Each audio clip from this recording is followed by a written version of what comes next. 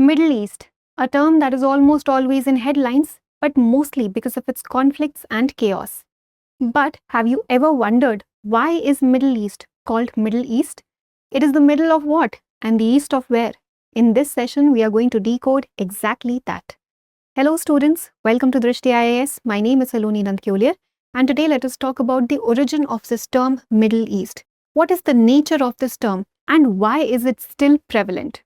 So let's talk about the origin of the term Middle East. So this term was popularized for the very first time in 1902 by an American naval strategist named Alfred Thayer Mahan. And he did so while discussing certain things in an article. The article was around British strategic interests around the Persian Gulf and routes to India. So while he was discussing certain things in this article, he categorized one particular territory or certain regions to be known as Middle East. And in his definition, those regions were between the Mediterranean Sea and the Persian Gulf. Between the Mediterranean Sea and the Persian Gulf. So he categorized this region to be called Middle East. But we need to understand, why did he name this region to be Middle East? It is the middle of what? So for that, we'll have to understand the nature of this term. And the nature of this term is Eurocentric. Eurocentric meaning keeping Europe in center, treating Europe to be the center of the world, and more specifically, London. So the world basically, and this will tell you about the colonial mindset of people and British interests and everything, the world basically was supposed to be revolving around London, meaning London or Europe was supposed to be the center of the world. And based on the distance from London, there were different categories, different names that were given to regions. So we had Near East, okay? We had Near East, Middle East, and Far East. So towards the east were most of the British colonies, and then based on the distance these regions had from London, they were categorized into three categories. Near East meaning the countries that are very close to London, for example the Balkan countries. Middle East are the countries that are not so near and not very far as in China, Japan. So China, Japan were the countries that came in Far East. Sometimes British India also came in Far East. And if we talk about Middle East, so Middle East was in the middle. It was not extremely far as Far East and not very near as the Balkan countries also. It was in the middle, like between the Mediterranean Sea and the Persian Gulf. So this region was termed as Middle East because this was Eurocentric in nature, keeping Europe to be the center of the world and more specifically London to be the center of the world. So this just describes the colonial mindset, the British mindset, or the interests basically keeping British interests in mind, that the entire region was categorized in these three terminologies. So it is Eurocentric in nature.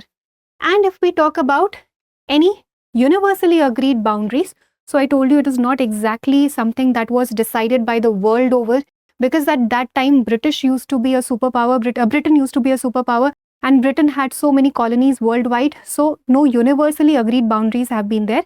In fact, in some definitions, there are controversies whether or not to include Turkey or Egypt or Iran also, because there are no universally agreed boundaries. The definitions have been changing, but most commonly, this is the region, the region between Mediterranean Sea and the Persian Gulf is categorized to be Middle East. And right now also it is prevalent, because I told you it was used for the first time in 1902. So more than a century has passed and it is still being prevalent. It is still used in political terms. It is still used in diplomatic terms. That is why it is so widely engraved in our terminology, in our day-to-day vocabulary as well.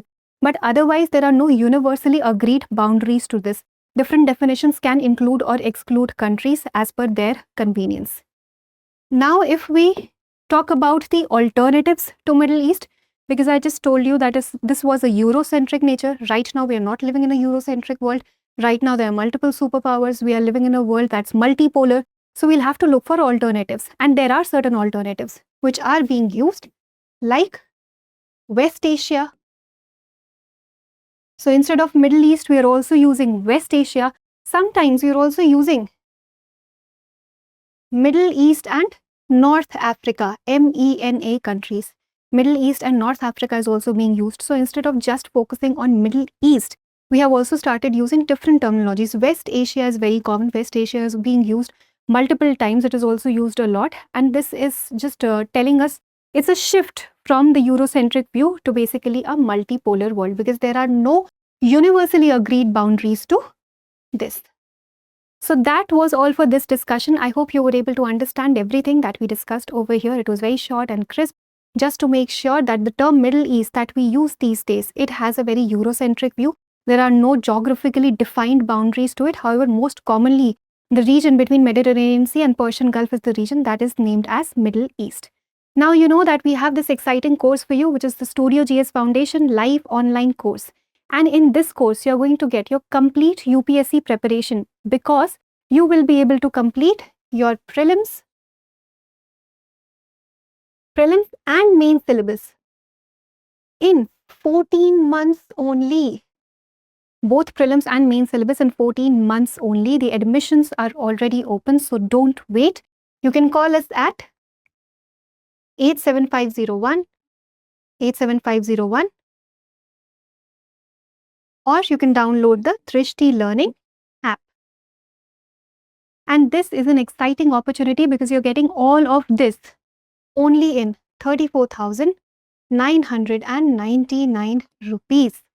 And if you wish to avail a further 10% discount on this fee, then you'll have to use a coupon code, and the coupon code is SALONI, Saloni, SALONI, all in capital letters only, and you will be able to get an additional 10% discount on this fee.